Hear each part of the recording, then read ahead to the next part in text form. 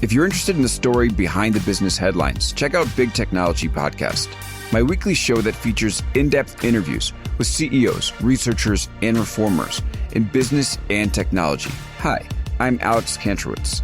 I'm a longtime journalist, CNBC contributor, and the host of the show. I empty my Rolodex every Wednesday to bring you awesome episodes, so go check out Big Technology Podcast. It's available on all podcast apps. Would love to have you as a listener.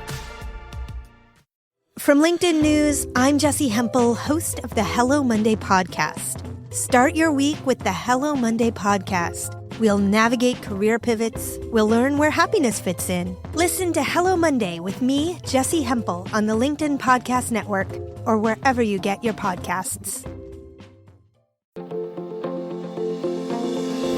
Hello, my friends, and welcome to another exciting episode of Negotiate Anything.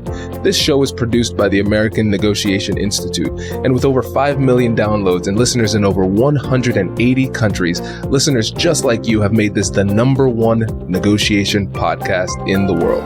Hi, my name is Kwame Christian, and I am the founder and CEO of the American Negotiation Institute. Here at ANI, we believe that the best things in life are on the other side of difficult conversations, and we are passionate about providing you with the best content that will help you to make your difficult conversations easier, both at work and at home.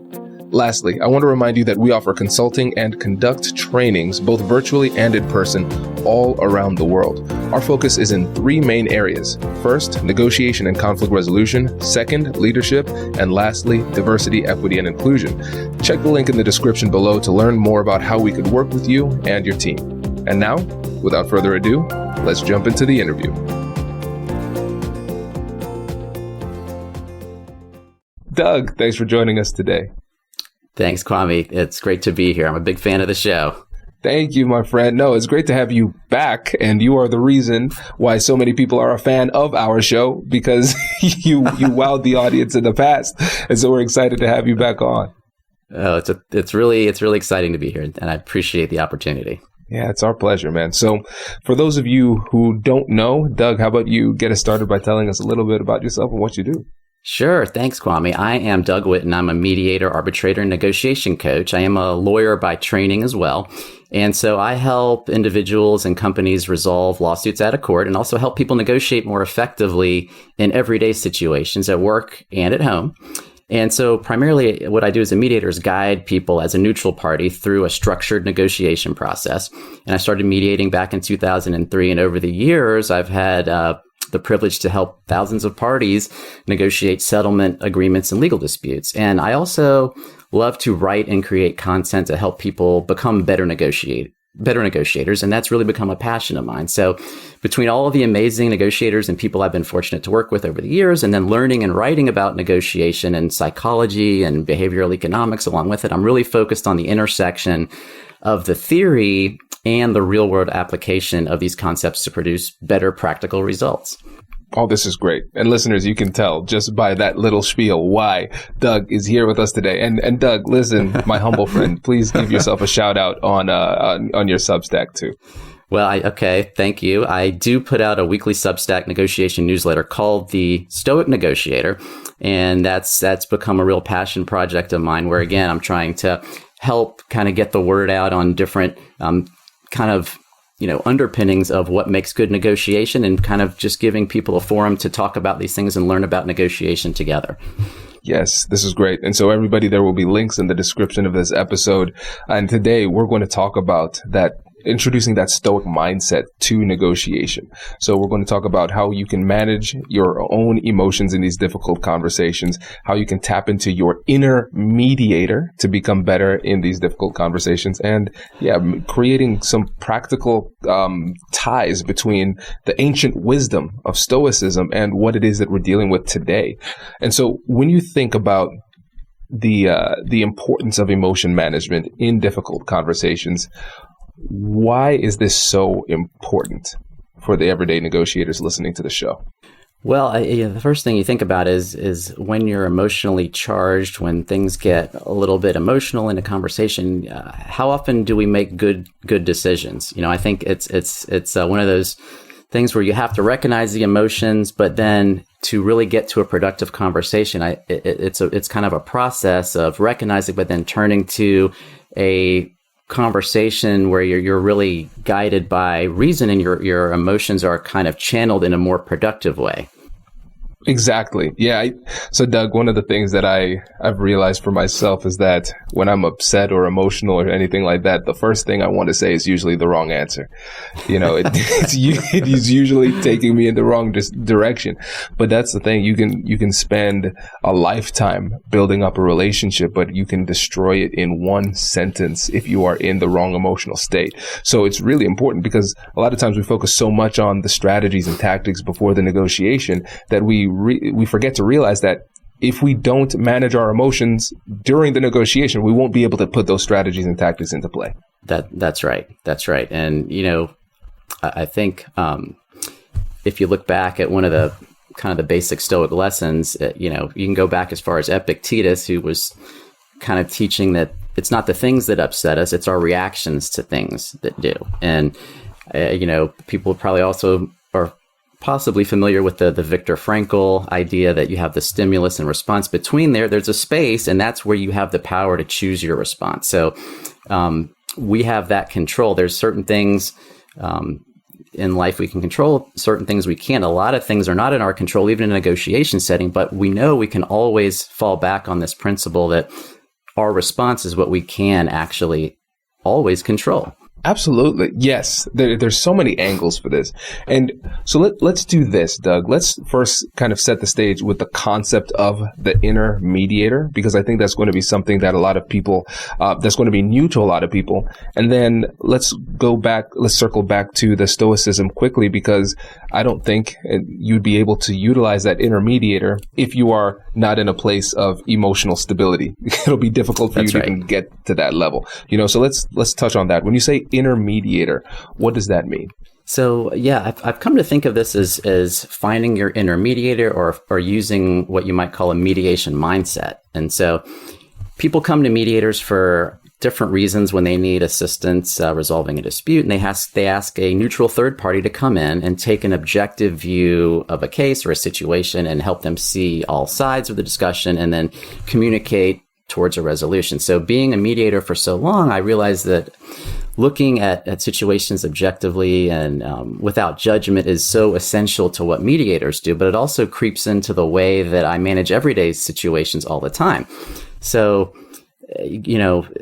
relating to people going through the mediation process, I started thinking, well, to the extent that people can call on this sort of inner mediator within themselves, not just in a formal setting, but also anytime we're involved in a dispute or we're trying to resolve a conflict, it's a good mental cue to kind of get in the best position to persuade, resolve conflict, and negotiate most effectively. So you're to me, it's kind of seeking a zoomed out view of your dispute or your situation. And you might hear it as getting the 30,000 foot view, or seeing the forest and the trees, or taking the view from the balcony, something like that, where you're able to kind of step away and really get a more objective, full picture of what's going on, not just from what you might be you're sitting there on your side of the situation, but if you can kind of step back, sometimes it helps us get a better perspective and start to build towards a resolution that's going to work for everybody involved.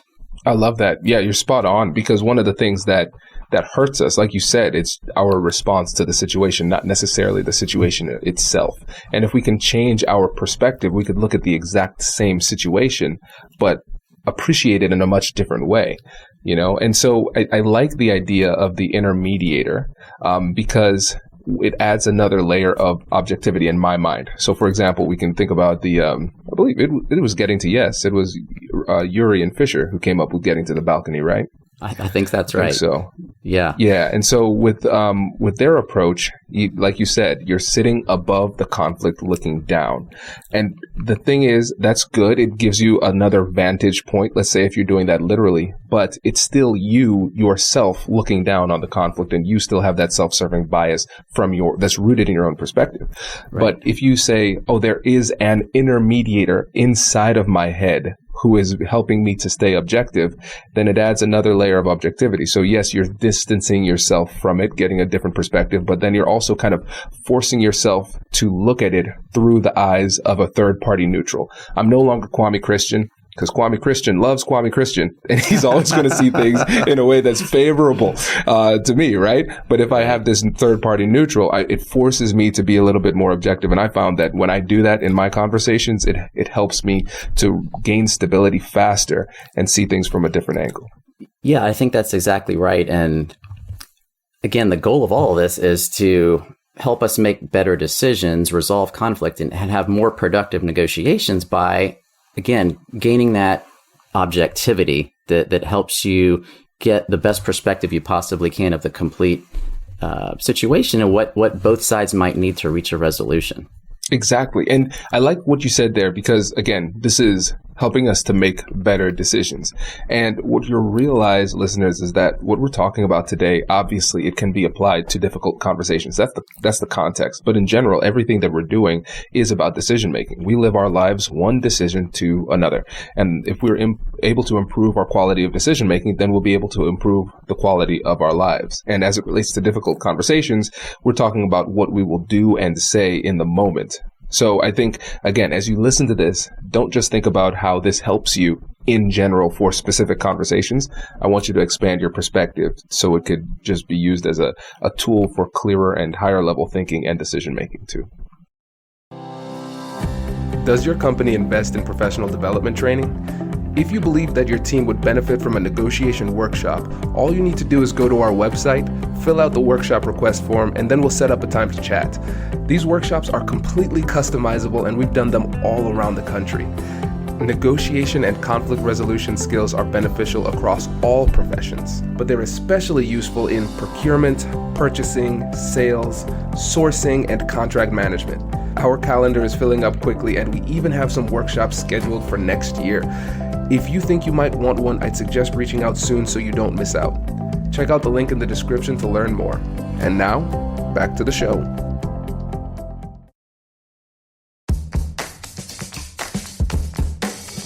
Hey you, I'm Andrew Seaman.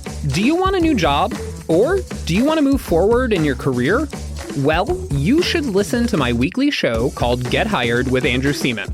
We talk about it all, and it's waiting for you, yes you, wherever you get your podcasts. Brace the rudders! Raise the sails! Raise the sails! Captain, an unidentified ship is approaching. Over. Roger. Wait, is that an enterprise sales solution? Reach sales professionals, not professional sailors. With LinkedIn ads, you can target the right people by industry, job title, and more. We'll even give you a $100 credit on your next campaign. Get started today at linkedin.com/marketer. Terms and conditions apply. And that's right. That's exactly right. When we're negotiating, we really are making a series of decisions, just like we're making decisions every day in our lives. Negotiation is like a specific context, but really, like you said, this is about decision making and trying to get the best decisions we possibly can make and having kind of some mental cues and models for doing that. Exactly. Now let's shift to stoicism. This is where it's going to get fun. And I know, listeners, you're saying, but Kwame, it was already so fun. How could it get more fun? We're about to blow your mind. And so let's start off by setting the stage with stoicism. What is stoicism? And then let's move on to the stoic mindset applied to difficult conversations. Yeah, and the first thing I do want to say is I'm not walking around pondering the universe or the meaning of life or anything like that, like maybe a typical whatever philosophers do. This is really something that's got very practical applications. So it's very useful. It's kind of a way to build on what's been thought of in the past, but it's very practical and it's got a lot of applications for specifically negotiation. So this is a 2,000-year-old ancient philosophy that came out of Greece and Rome. And the lessons of Stoicism, again, have direct application to to negotiation, we live in a sophisticated and complex world, but sometimes getting back to basics is surprisingly effective. And I have consistently observed basic Stoic principles underlying the work of effective negotiators. And just taking some of the basic building blocks, using them as we approach negotiation, I've found can be very useful, very useful. Agreed. And again, it goes back to clarity of thought. The clearer we are, just cognitively, the higher our performance will be. And you're right, we don't need to reinvent the wheel. There have been people who have been thinking about this for centuries, millennia actually. And the reality is that the fundamental premise of the Stoic philosophies remains the same, even though culture, society, technology, all of those things have adapted and evolved. The basic fundamental principles would apply. And so when you think about the fundamental principles of Stoicism as it applies to difficult conversations, what are some of the things that come to mind for you?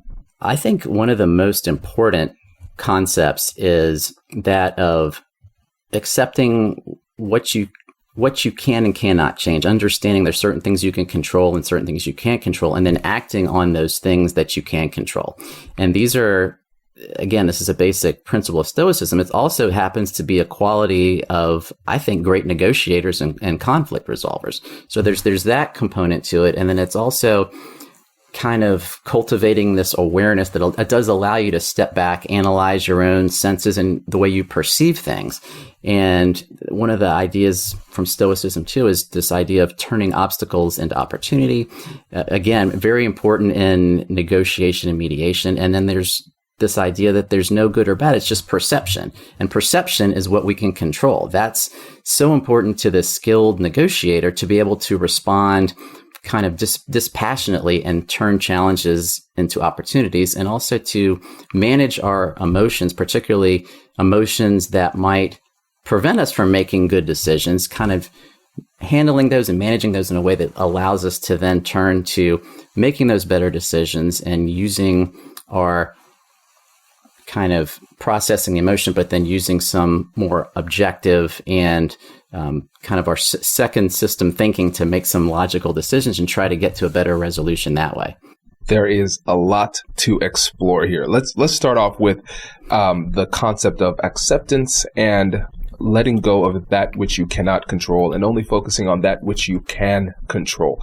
Because I know there are some really hard-charging negotiators out there, because I've trained them and they often say, Kwame, how do I control a negotiation? Doug, this might surprise you, but people don't like to be controlled.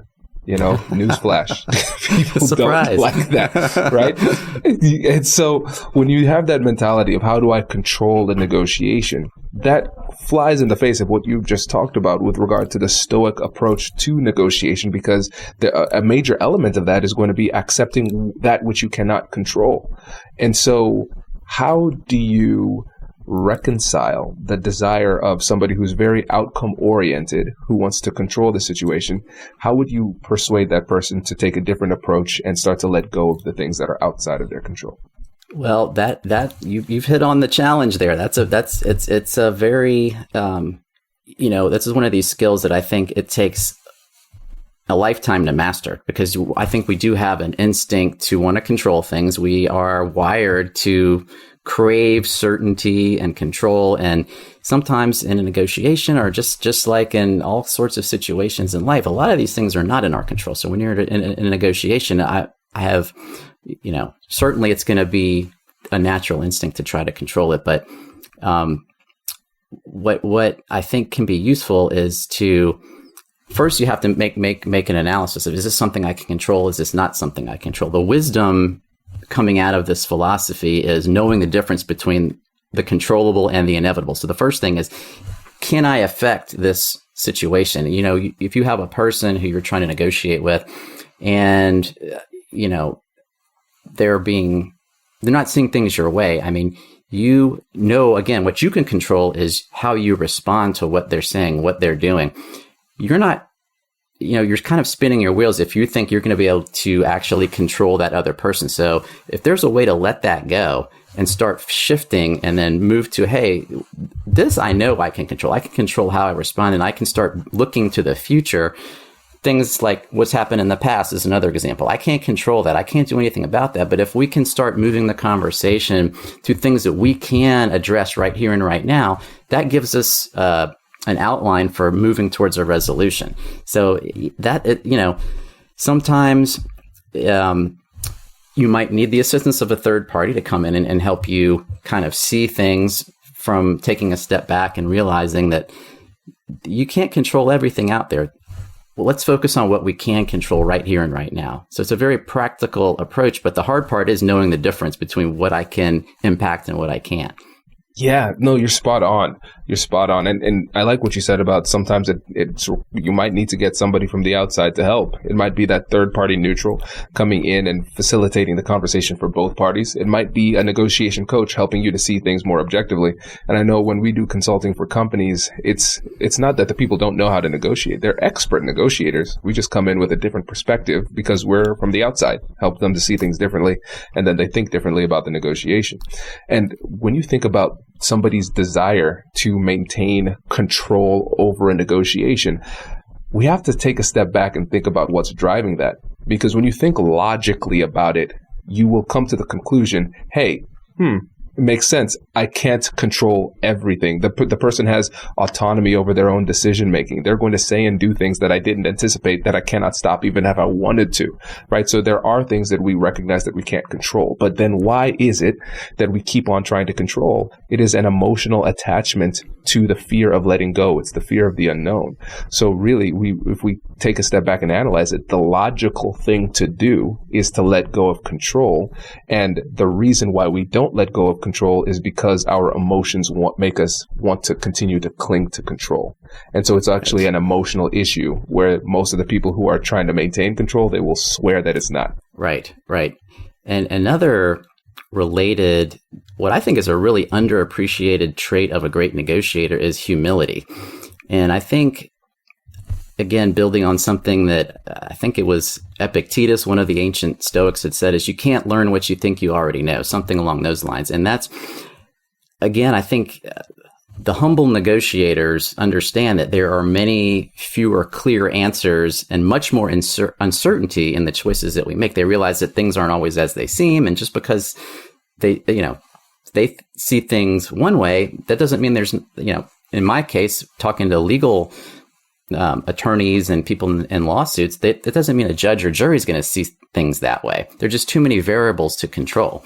And I think a lot of people may be familiar with the great Mike Tyson quote about having a plan until you get hit. But he also said, if you're not humble, life will visit humbleness upon you. And so you have to at least have that awareness that I can't control everything. And also I can't predict everything that's going to happen in the future. And there's things that I could learn from the other party that I don't know. Just having that open-mindedness and that leads to curiosity too, that helps you start realizing, hey, there might be other ways to look at this. And maybe if I kind of get a little bit more from the perspective of the other person and that person gets a little bit more from my perspective, even though there's that desire to control, if we kind of work together and realize there's certain things we're just going to have to, put together here the best we can, that gives you have to at least start from the realization that I don't know everything and I can't possibly control everything. Absolutely. And Doug, tell me what you think about this, because what you said made me realize something. Because we understand that proper behaviors often flow organically from the proper mindset. And really, a lot of the things that we talked about today are mindset-related things. If I change the way that I think about this, for example, if I'm willing to accept the fact that I'm not in control of things, that will help me to regain a higher level of emotional stability, right? We get that. And that's a mindset thing. What I'm realizing is that the mindset will affect your skill set because it'll affect what you do and say in the conversation.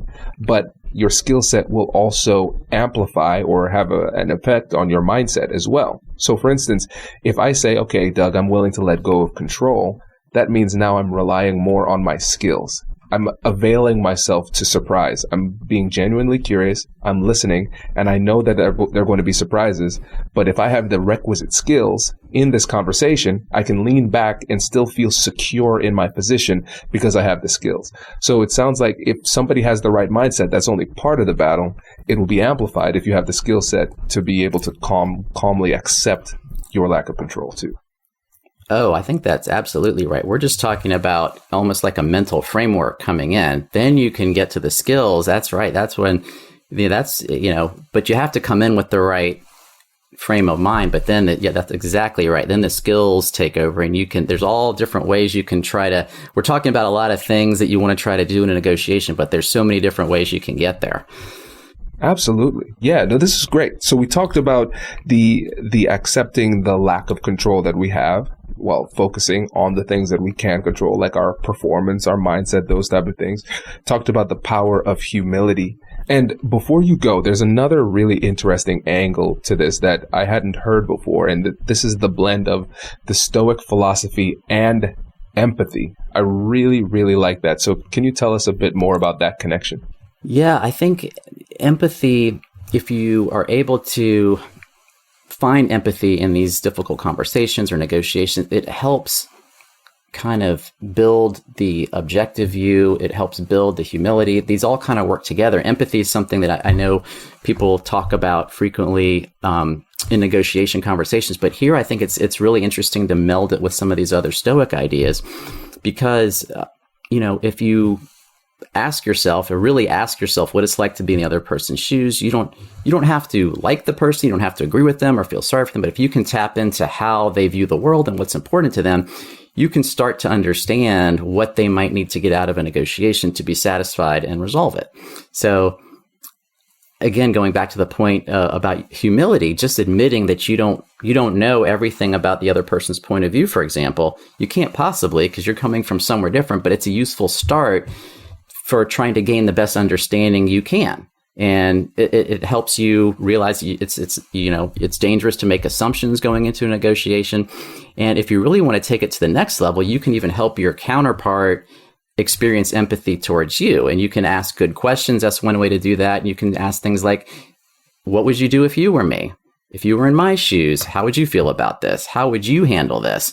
Instead of the more familiar, if I were you, I would so-and-so. It's kind of the flip-flop version, and it's simple. It shows deference to the other side.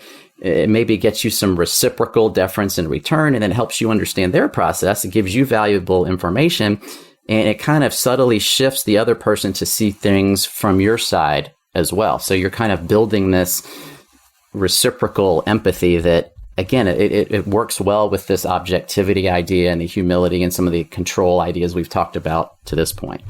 I love this, Doug. And one of the things that's so interesting about this blend between empathy and stoicism is the fact that it kind of pushes aside one bias or prejudice that people might have against the idea of stoicism, which they think about stoicism in the colloquial sense of somebody being stoic in that they don't have emotions, right? Actually, we should link to this episode in the description. We did an episode a year or two ago called with the title of Empathetic Stoicism, blending emotional intelligence with stoicism. And it was a really interesting approach. And it sounds like here you're advocating for something similar, where we're taking the time to be respectful enough to learn about the other side, listen deferentially, and recognize that they are the expert in their lived experience, and we need their help in understanding where they're coming from. And we're not using stoicism to disconnect ourselves from emotion, but if we do it the right way, it should amplify our emotional intelligence. Right. And that's one thing I've learned is stoicism is not about being kind of robotic or cold or unfeeling or emotionless. It's really, some people describe this as distinguishing between stoicism with a capital S and with the lowercase s.